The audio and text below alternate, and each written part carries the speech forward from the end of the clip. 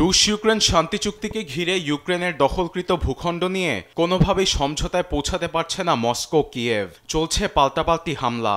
এ পরিস্থিতি ইউরোপ যুদ্ধে কোনো ধরনের লাগাম টানতে না পারায় চটেছেন মার্কিন প্রেসিডেন্ট ডোনাল্ড ট্রাম্প।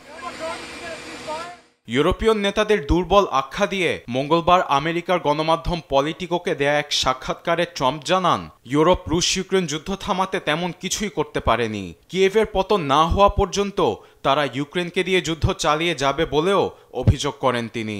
এ পরিস্থিতিতে জেলেনস্কিকে সহায়তা বন্ধের চিন্তাভাবনা করছেন মার্কিন প্রেসিডেন্ট। জবাবে যুক্তরাজ্যের পররাষ্ট্রমন্ত্রী ইয়েভেট কুপার জানান, ইউক্রেনের আত্মরক্ষার জন্যই তাদের প্রতিরক্ষা সুসংগঠিত করার লক্ষ্যে ইউরোপ কাজ করছে। এদিকে যুদ্ধে মানবিক পরিস্থিতি সংকট মোকাবিলায় জাতিসংঘের নিরাপত্তা পরিষদে বৈঠক বসে। রাশিয়াকে সহযোগিতাকারী দেশগুলোর উপর নিষেধাজ্ঞার জন্য আহ্বান জানান ইউক্রেনের প্রতিনিধি। যেসব দেশ মস্কোকে আর্থিকভাবে সহায়তা করে অস্ত্র যোগানের পথ তৈরি করে দিচ্ছে তাদের উপর সর্বোচ্চ নিষেধাজ্ঞার জন্য যুক্তরাষ্ট্র, ইউরোপ ও অন্যান্য দেশগুলোর প্রতি আহ্বান জানাচ্ছি। অন্যদিকে যুদ্ধে লড়াই চালিয়ে যাবার জন্য ইউক্রেনের তীব্র সমালোচনা করেছেন রুশ প্রতিনিধি।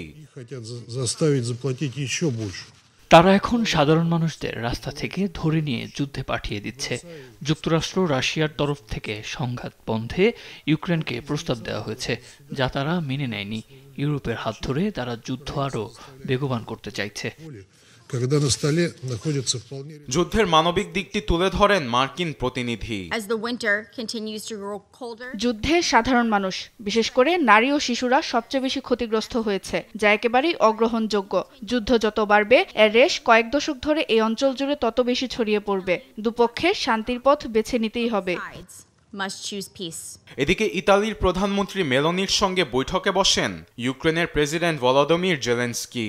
জানান, ইউরোপ শীঘ্রই একটি শান্তি পরিকল্পনার পরিমার্জিত প্রস্তাব ট্রাম্পের কাছে পেশ করবে। আরবিদ আফসার, নিউজ ডেস্ক, দেশ টিভি।